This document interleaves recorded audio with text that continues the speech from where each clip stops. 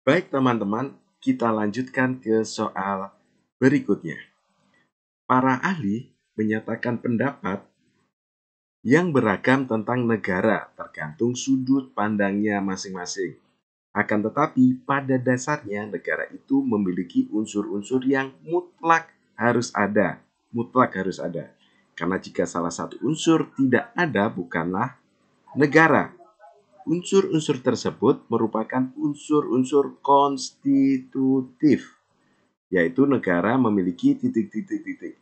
Jadi unsur sebuah negara itu teman-teman ada dua. Yang pertama yaitu unsur konstitutif, yang kedua adalah unsur deklaratif. Unsur konstitutif itu mutlak harus ada. Jika tidak ada salah satunya, maka dia tidak bisa disebut sebuah negara. Tidak bisa berdiri sebuah negara itu. Dia cuma ada 3 saja teman-teman, unsur konstitutif itu. Sebelumnya, sedangkan unsur deklaratif ini adalah unsur yang dia deklarasi atau pengakuan dari negara lain. Ini penting juga teman-teman, tapi itu bisa menyusul. Nanti setelah negara itu berdiri baru kita membutuhkan unsur deklarasi ini, deklaratif ini. Tapi yang pertama adalah unsur konstitutif. Ini mutlak harus ada.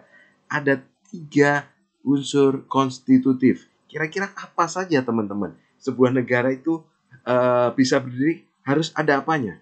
Betul. Yang pertama harus ada wilayahnya. Mana mungkin sebuah negara tidak ada wilayah? Dia mau di atas awan. Di atas awan itu pun termasuk negara, termasuk wilayah.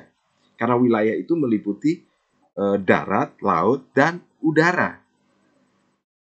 Dia ada di angan-angan. Nah, dia angan-angan saja berarti. Negaranya juga merupakan negara angan-angan, hayalan, tidak bisa. Wilayah itu harus nyata bentuknya. Jadi mutlak harus ada. Yang kedua, setelah ada wilayahnya, ada apanya teman-teman? Ada yang mendiaminya. Ada rakyatnya. Tidak mungkin sebuah negara nggak ada rakyatnya.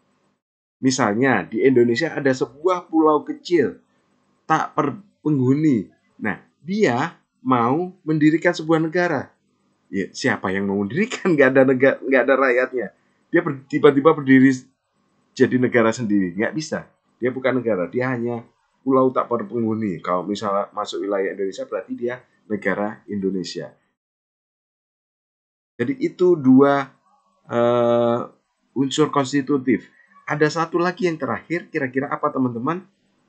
Betul, pemerintah yang berdaulat. Perlu teman-teman garis bawahi, yaitu pemerintah yang berdaulat. Berdaulat. Jadi tidak hanya sekadar pemerintah, tapi dia harus berdaulat. Misalnya ada sebuah wilayah, dia ada rakyatnya, ada pemerintahannya. Tapi dia tidak berdaulat. Berdaulat itu berdiri sendiri. Dia ada di sebuah negara besar. Ini negara. Tentu saja ini tidak bisa disebut sebuah negara. Karena ini adalah daerah dari negara yang besar ini. Dia harus berdaulat pemerintahannya, teman-teman. Jadi itu 3 unsur yang mutlak harus ada pada sebuah negara. Jika salah satunya saja hilang, maka dia tidak bisa disebut sebuah negara. Sekarang mari kita lihat apa saja pilihan gandanya.